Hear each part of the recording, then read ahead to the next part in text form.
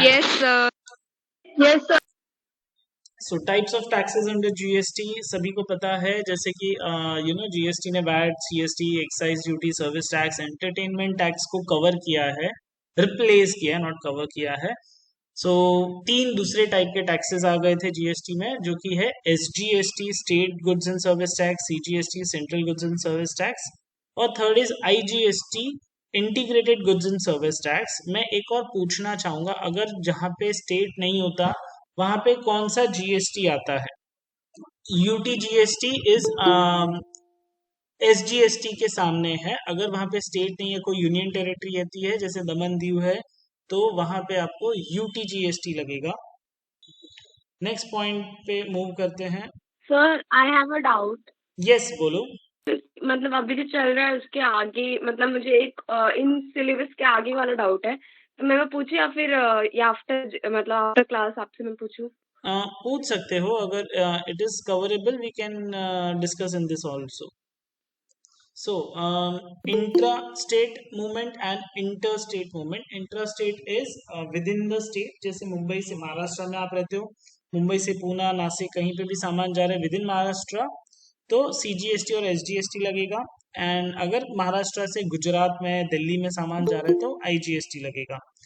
ये चीज का हमको ध्यान रखना, बिकॉज इसी के बेस पे हम लोग है ना आईटीसी क्लेम भी कर सकते हैं।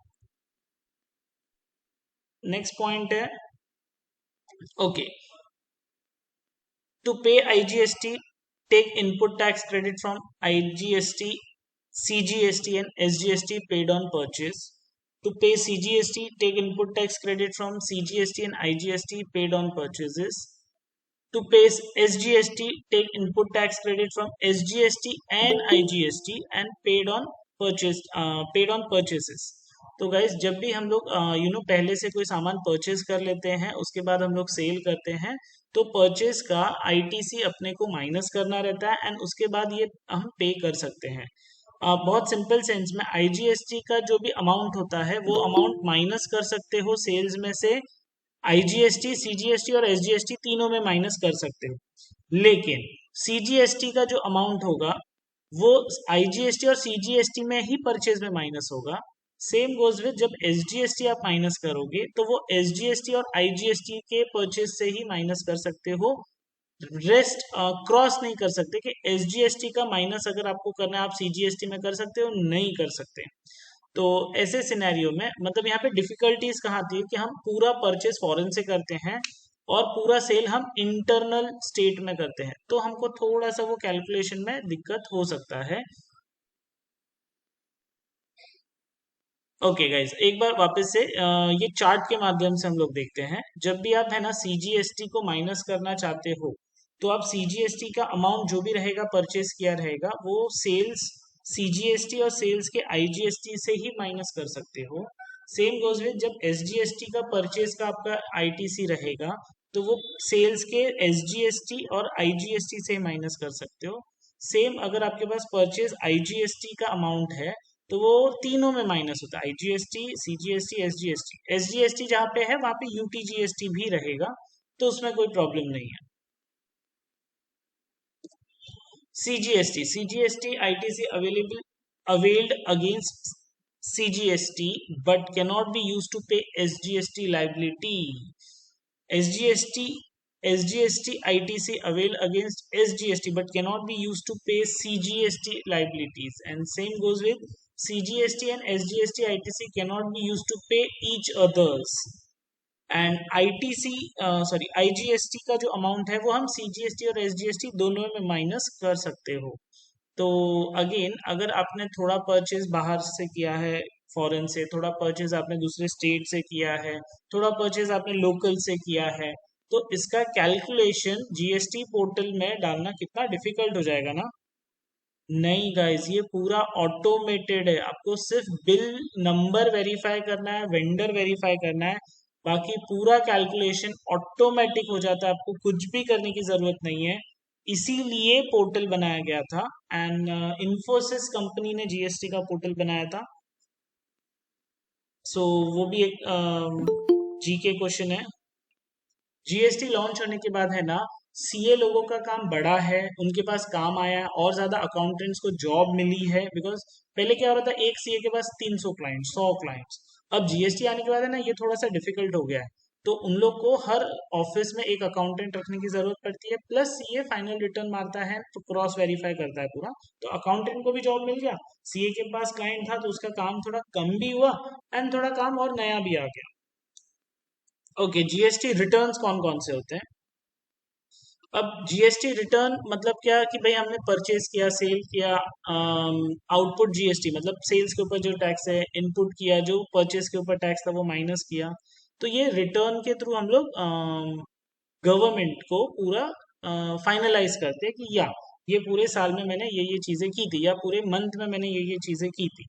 ऐसा बोलते हैं कि एक महीने में 3 जीएसटी के रिटर्न मारते हैं, और पूरे साल में 36 होते, 12 × 3 36 रिटर्न, और एक एनुअल रिटर्न 37 रिटर्न मारना पड़ता है।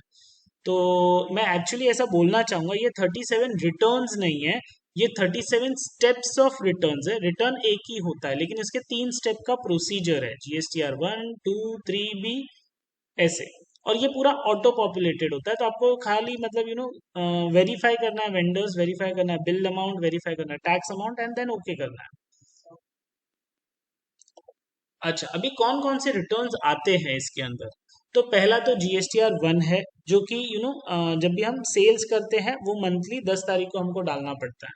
फिर जीएसटीआर 2 रिटर्न होता है, जो भी परचेज किया उसका डिटेल्स। फिर 15 को वो 15 को हो जाएगा। फिर जीएसटीआर 3 होगा, मंथली रिटर्न फाइनलाइज करना, आईटीसी क्लेम करना, फिर उसके अंदर टैक्स अमाउंट जो बैलेंस रहेगा वो पे करना, वो 20th ऑफ द मंथ हो जाता है। फिर जीएसटीआर 9 है, वो एनुअल रिटर्न है जो 31 दिसंबर को फाइनेंशियली करना पड़ता है। और एक जीएसटीआर 3 भी है, provisional return for the month of July to December 2017 में ही ये था 3 बी, और उसमें 20th of the next month pass on करते हैं कि अगर मेरे से कोई गलती हो जाती है तो वो अपन कंटिन्यू मतलब मिस्टेक को रेक्टिफाई करना, वो इसमें ऑप्शन अवेलेबल है कि मेरा ये बिल का ये अमाउंट गलत था। तो अगले महीने के 20 तारीख तक वो काम होता है, मतलब जीएसटीआर 3 हमने इस महीने की 20 तारीख मारी, तो उसके बाद एक महीना मेरे को मिलता है प्रोविजनल रिटर्न मारने को, रेक्टिफिकेशन करने को। अच्छा, ये तो हर महीने जीएसटीआर 1 2 3 ये कंपलसरी आपको मारना, 9 एक मारना है। तो ये 3 स्टेप में है कि पहले जीएसटीआर 1 मतलब गुड सर्विस टैक्स रिटर्न के अंदर आपको पहला स्टेप है सेल्स का, दूसरा स्टेप है परचेज का, तीसरा स्टेप है आपको फाइनल टैक्स पेमेंट का, और एक एनुअल रिटर्न होता है। तो मतलब ये है 3 ही स्टेप है, लेकिन इसको 37 रिटर्न्स ऐसा बोलते हैं। तो वो खाली आपको मतलब थोड़ा सा डिफिकल्ट या डराने के लिए है नहीं actually.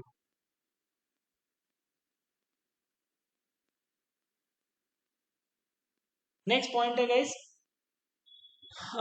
A dealer option for composition scheme. Composition scheme जो क्वार्टरली वाले होते हैं, होटल इंडस्ट्री वाले होते हैं, मैन्युफैक्चरर होते हैं, छोटे छोटे बक्कल बनाते हैं, जिनका ट्रेडर्स होते हैं, जो ये बिस्किट्स है, वेफर्स है, इन लोग ट्रेडिंग करते हैं। कोल्ड ड्रिंक्स होता है, इन लोग क्या करते हैं, एक जगह से दूसरे जगह पे खाली देने का काम करते हैं। इनका डीलिंग बहुत बड़ा नहीं होता है, रिटेलर होते हैं छोटे, या फिर छोटे होलसेलर होते हैं, या छोटे डिस्ट्रीब्यूटर्स होते हैं। तो इनका अगर एनुअल टर्नओवर 1.5 सीआर के अंडर में है तो ये कॉम्पोजिशन स्कीम में जा सकते हैं।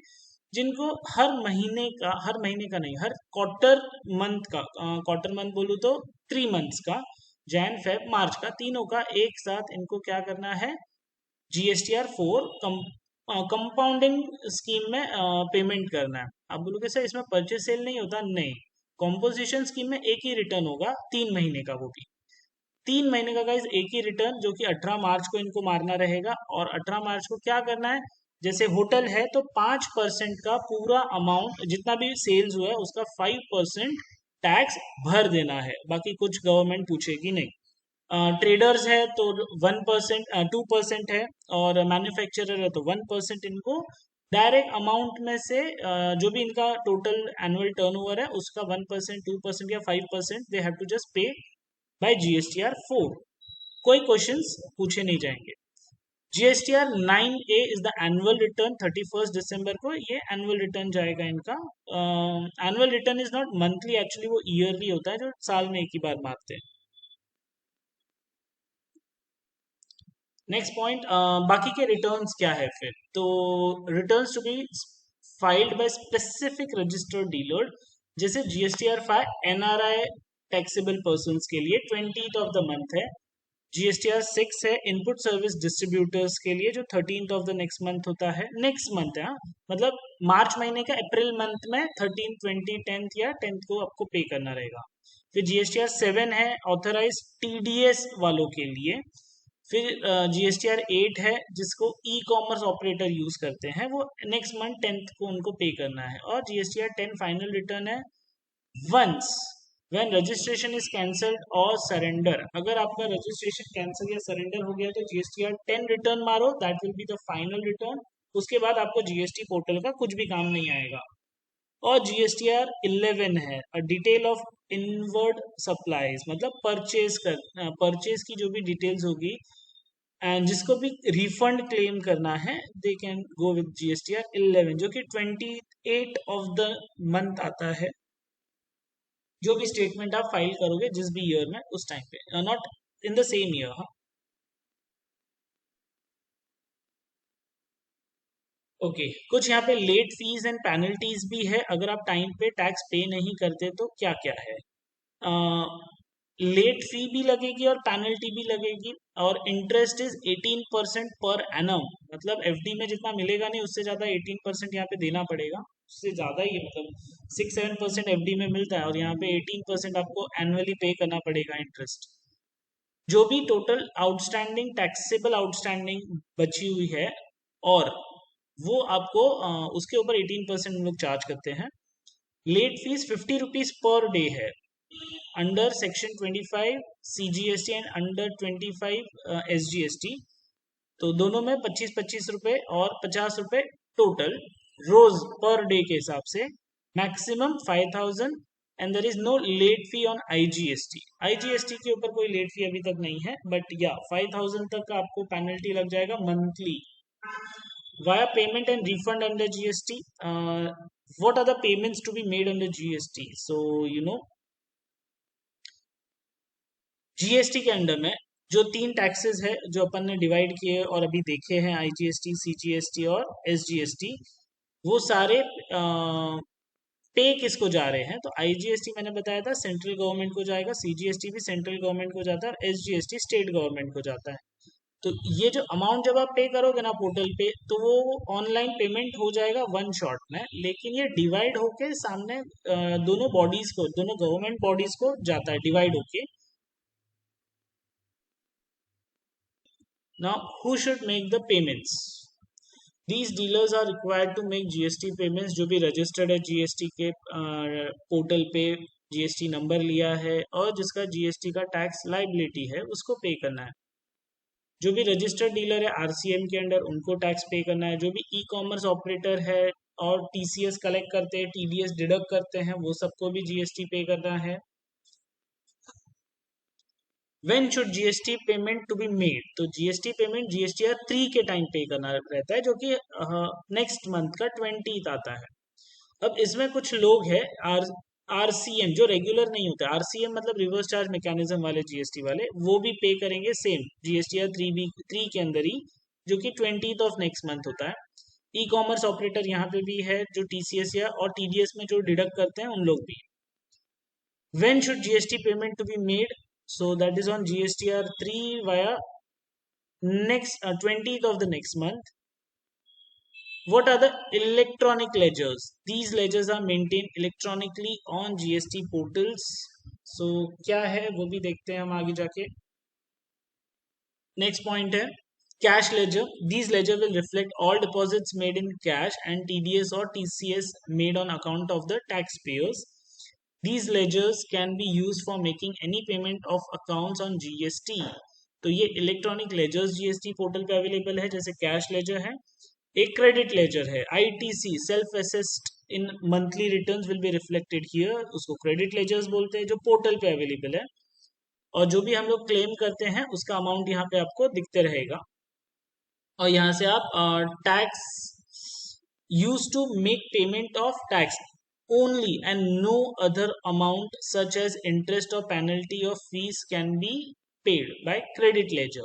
इंटरेस्ट पेनल्टी फीस अगर है तो वो कैश लेजर से ही जाएगी, या फिर ऑनलाइन जो पेमेंट करेंगे वो आईटीसी आप माइनस नहीं कर सकते पेनल्टी और इंटरेस्ट पेमेंट के लिए, कि भाई मेरा 1 लाख रुपया लेना बाकी है क्लेम करना, तो मैं एक काम करता हूँ पेनल्टी और इंटरेस्ट पे कर देता हूँ, तो ऐसा नहीं होगा। आपको वो पेमेंट करना पड़ेगा पहले, फिर आप वो 1 लाख रुपया क्लेम कर पाओगे। और एक ऑप्शन है liability ledger. The total tax liability of a tax after netting for the particular month will be shown here. These ledger will automatically displayed on GST taxpayers dashboard. Liability ledger में आपको कितना tax पे करना बाकी है वो दिखेगा, और वो आपको डैशबोर्ड पे ही दिखता है। आगे जाके हम डैशबोर्ड भी देखेंगे जीएसटी पोर्टल का कैसा होता है। ओके, सो मूव करते हैं नेक्स्ट पॉइंट पे, पेमेंट कैसे करने का। तो पेमेंट करने के लिए दो तरीके, एक payment through credit ledger, credit ledger में जहाँ पे आपका आईटीसी रहता है वहां से आप जीएसटी पे कर सकते हो। दूसरा है cash ledger. GST payment can be made online और offline. The challan has to be generated on GST portal for both online and offline GST payments. तो अगर आपको ऑनलाइन पेमेंट करना है तो उसके लिए भी जीएसटी है, पोर्टल जीएसटी पोर्टल ही यूज करना पड़ेगा जहां से आप चलन जनरेट कर सकते हो। एंड सेम फॉर ऑफलाइन भी, ऑफलाइन मतलब आपको फिजिकली बैंक में जाना पड़ेगा, मतलब कोई पर्सन को नहीं देना है। And where the tax liability is more than 10,000 it is mandatory to pay tax online। अगर 10,000 से ज्यादा है तो इट शुड बी ऑनलाइन। है कि अगर आपका टैक्स लाइबिलिटी जो कि मंथली टैक्स आप जो भर रहे हो 10,000 से ज्यादा है तो इट इज कंपलसरी कि ऑनलाइन ही पे कर सकते हैं। छोटा अमाउंट होता है ना, 1,000 2,000, तो वो चलो बैंक में जाके भर दिया, समझ में आता है। बट ये इन्होंने इसके लिए भी रखा है कि समझो अगर आपको 10 लाख रुपया भरने का है और ऑनलाइन नहीं भरने का, आप कैश कैरी कर रहे हो, बैंक में जाओगे, बैंक से पेमेंट करोगे, या बैंक में जाओगे चेक ट्रांसफर करोगे, बहुत मगजमारी है, प्रोसेस लंबा हो जाता है। इसके लिए इन्होंने ये चीज को हटा दिया यहाँ पे और मैंडेटरी किया मोर देन 10,000 को। Okay, moving to next point, what is GST refund. अब जीएसटी रिफंड कब है, कैसे होगा, क्यों होता है, तो वो एक कंफ्यूजन जो भी है सारा क्लियर करते हैं। Usually when the GST is paid and is more than GST liability is a situation of claiming GST refund arise. Under GST, the process of claiming refund is standardized. To avoid confusion, the process is online and time limit have also been set for the same। तो यहाँ पे time limits भी दिए, बाउंडेशन दिया हुआ time का, कि अगर आपको जीएसटी रिफंड चाहिए तो पहले तो गाइस जीएसटी रिफंड होगा क्यों। फॉर एग्जाम्पल, मैंने जो परचेस किया ना उसके ऊपर ज्यादा टैक्स पे किया, और मैंने जो सेल किया ना वो सेल वैल्यू मेरा समझो कम हो गया, तो मेरा जीएसटी ऑटोमेटिकली कम होगा। मेरा नया दुकान था तो दुकान में मैंने 50 लाख का माल डाल दिया, अब पहले महीने में 50 लाख का माल तो डाल दिया लेकिन बिका मेरा 10 लाख की, तो 40 लाख का ऊपर का जो टैक्स पे किया था वो मेरा पेंडिंग है, तो मेरे को रिफंड सामने सामने जनरेट होता है, तो इसको मैं कैरी फॉरवर्ड भी कर सकता हूँ और क्लेम भी कर सकता हूँ, ले भी सकता हूँ। तो ये जीएसटी सिचुएशन एक होता है रिफंड का। और जीएसटी रिफंड में एक और सिचुएशन क्रिएट होता है कि हमने परचेस किया ना, वो ऐसा प्रोडक्ट था कि हमने कोई कंपनी से फैक्ट्री से कुछ परचेस किया जिसपे जीएसटी लग गया, लेकिन हमने जो उसका फाइनल प्रोडक्ट बनाया ना उसके ऊपर जीएसटी नहीं लगता है। बोले सर ऐसा थोड़ी होता है कि मैन्युफैक्चरिंग आइटम पे जीएसटी लगता है और फाइनल प्रोडक्ट पे जीएसटी नहीं लगेगा, ऐसा होता है क्या। यस, ऐसा होता है। बहुत सिंपल टर्म्स में अगर मैं शूज बनाता हूँ, अब शूज है ना, 1,000 रुपए के, 500 रुपए या 1,000 रुपए का अभी कंडीशन चल रहा है, अगर उसके अंडर के बनाते हो तो टैक्स नहीं लगेगा, इट इज नॉन जीएसटी पे। बट गाइज, शूज बनाने के लिए जो रैगजीन यूज होता है उस पर टैक्स लगता है। शूज बनाने के लिए जो सोल, रबर, जो भी मटेरियल यूज करते हैं वो सब प्रोडक्ट्स पे जीएसटी लग के आता है। तो मेरा फाइनल प्रोडक्ट इज शूज जिस पे टैक्स नहीं लगता है अंडर, मैं अगर उसका भाव कम रखता हूँ तो परचेज पे तो लगेगा। तो गाइज यहाँ पे आपके पास ऑप्शन है कि आप वो जीएसटी जो भी पे कर रहे हो आप रिफंड ले सकते हो। ये एक छोटा सा एग्जांपल था, ऐसे बहुत सारे प्रोडक्ट्स हैं, जैसे बिंदी होती है, बिंदी के ऊपर भी टैक्स नहीं है, सिंदूर के ऊपर टैक्स नहीं है, आगे जाके बहुत सारे सैनिटरी पैड्स हैं उनके ऊपर भी टैक्स नहीं है, डिपेंड्स ऑन द एमआरपी, उसके ऊपर ये क्लब्ड है। बहुत सारी मेडिसिन है उसके ऊपर टैक्स नहीं है। तो कुछ मेडिसिन के जो कुछ प्रोडक्ट्स होते हैं उनके ऊपर तो टैक्स लगता है, लेकिन फाइनल प्रोडक्ट जब वो मेडिसिन आती है तो उस पर टैक्स नहीं है, या तो टैक्स कम हो जाता है। तो जैसे कोई केमिकल होता है, आप सबको पता रहेगा कि अल्कोहल होता है ना, उसके ऊपर टैक्स लगता है कि नहीं लगता है गाइस? अल्कोहल का जो स्पिरिट होता है। लेकिन गाइस सैनिटाइजर जो बेचते हैं ना उसके ऊपर टैक्स नहीं है। क्यों? क्योंकि नेसेसिटी था कोविड में, तो उन्होंने टैक्स निकाल दिया था ताकि वो सस्ता बिके। आपको बिलीव नहीं करोगे, लेकिन जो एक छोटी सी डब्बी सैनिटाइजर की आती थी, जो कोविड के पहले वो 100 रुपए का आता था, और कोविड के सिचुएशन में गवर्नमेंट ने उससे टैक्स निकाला, उसको 20 रुपीज 40 रुपीज तक लेके आए प्रोडक्ट को। यही रीजन था उसके पीछे। सो रिफंड क्लेम करना है तो उस टाइम पे कुछ सिनेरियो आपको ध्यान में रखना है। एक, excess payment of taxes made due to mistake और ओमिशन।